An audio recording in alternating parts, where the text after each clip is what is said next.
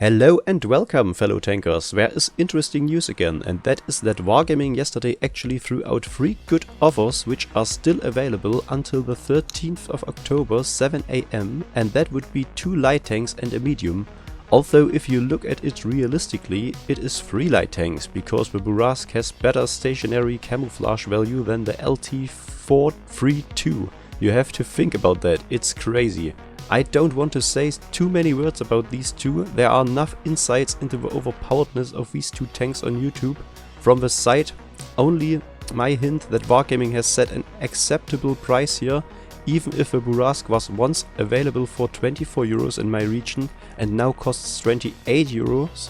You have to keep in mind that, to my knowledge, this tank was already sold for over 30 and 40 euros in the cheapest offer. So here is a relatively good price for an extremely strong tier 8 tank, probably one of the strongest tier 8s in the whole game.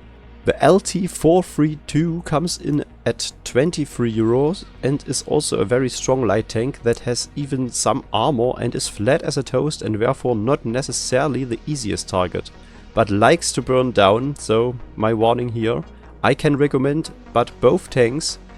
If you want to keep an eye on the money, I would rather advise you to buy the Bourrasque, because this tank can still kick ass even in tier 10 battles due to its combined 720 damage. Its 3D camouflage, which is offered here for 10 euros, looks really crappy in my opinion and is actually almost completely just a white 2D camouflage. But 10 euro, which equals 2500 gold, is still a slight improvement compared to other 3D camouflages which Wargaming sells for over 20 euros and jokes like this. But let's get to the real star of this video, the AMX 1357. The tank is on sale every now and then throughout the year, but rarely for less than 40 euros, as Wargaming always stuffs the packs with useless bullshit. They do that here too, but in the so-called treasure pack for around 32 euro, you get the tank worth about 17 euro, 2500 gold worth 10 euro, and a useless 2D camouflage and 15 times 5 XP boosters. So 5 times XP boosters for the AMX 1357 in addition. So in the end you pay about 5 euro extra for those boosters and the camouflage. But in the end it was worth it to me, because I needed 2500 gold anyway, and the AMX is a real fun machine. I didn't expect that at all. Within 3 battles I got the ace tank on this tank, and for that I needed more than 1500 base XP. And of course I don't want to deprive you of this match. So here we are on the map Outpost, an top tier tank matchmaking. So we have mixture of tier 7 and tier 6 tanks. Very good starting conditions for us. We have quite a good starting position as well, and so I decided to go as fast as possible into the middle area.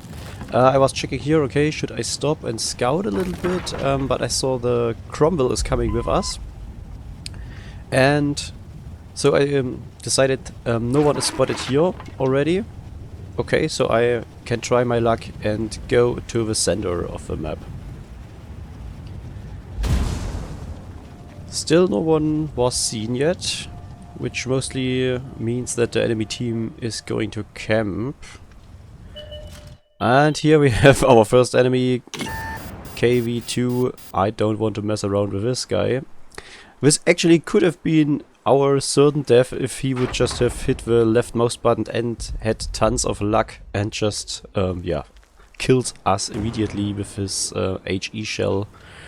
And then it wouldn't have been able for me to play this game here. And we see the Yo tank tries to conquer the middle, didn't expect us to welcome him on the entry. But we did, and I think that was a good idea. Now I just have to reload, and as you can see, this tank has an 8-shoot magazine, and it has a reload time of 1 second, and it's just tons of fun to play with it. It's like a needle machine that goes pew pew pew, and you have quite a good aiming as well if you use the right equipment. And yes, it's just very fun to play, but you have to use a lot of gold ammunition because then it has much more penetration, and it flies with around 1400 meters per second, I think, and this is laser-like, yeah. So we have now another poor guy who just bought the tank as it looks, because he has the 2D style which came with it.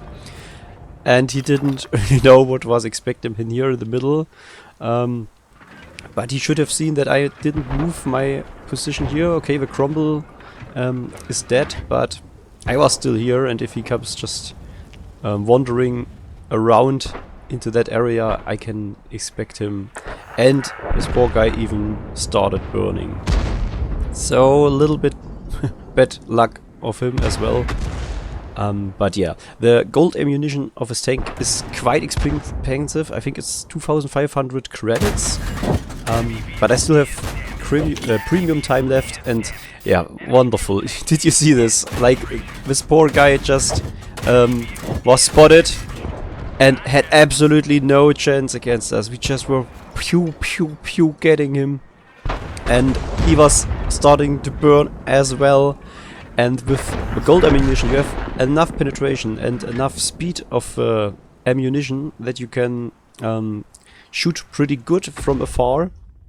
And now the KV2 gets it from behind, and we just spotted during this the artillery, which comes now running, or just tries to run away from us, understandably.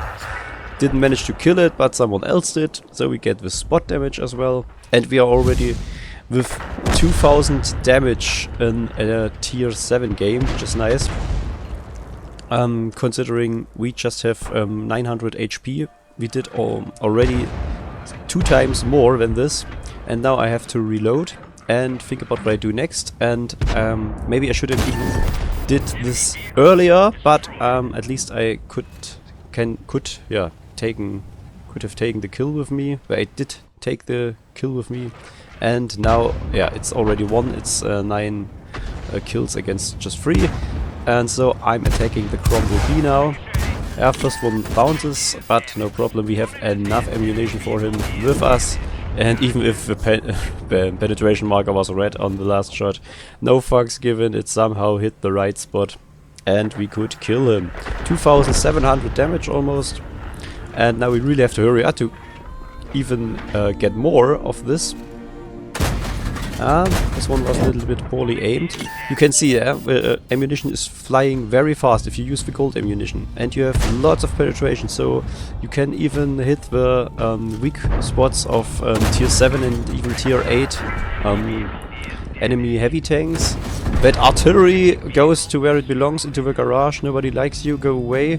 The Hellcat is getting the last 3 or the last 2 shots, and yeah, 2 Hellcats sharing those ammunition of my last shots. Maybe can we even increase it? No, we can't. But yeah, I even had to reload now normal ammunition because my gold was over or was empty. So I hope you enjoyed this. It was quite a fast, fun fiesta, in my opinion. So we're finishing this with a look at the post-game stats. We did 3000 damage, 800 spot damage and 7 kills, which went very good for us.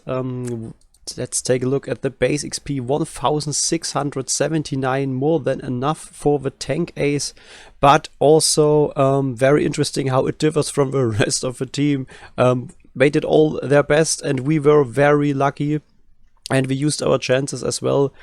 And yeah, so it's quite funny thing to see here on that table. We are going to take a look at the credits. We actually earned 75,000 credits, and but this is just because we had personal reserves going and did a mission with 40,000 credits. So if this weren't the case here, we actually would have lost minus those 90,000 credits here, around 50,000 credits. if you were playing free-to-play. So it's definitely not a credit grind tank, and you have to shoot some gold ammunition. But if you have a very good crew and you like to play light tanks, you can consider maybe buying this.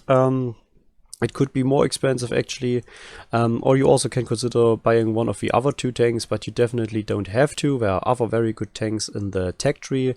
Maybe if you just have a very good crew already for those tanks and you feel like you want to boost a little bit your game experience with some new tank, you can consider maybe buying one of those. They are not that expensive this time. Otherwise, I wish you all the best on the battlefield, and I hope we see us on the next video. Thank you guys for watching, and cheers bros.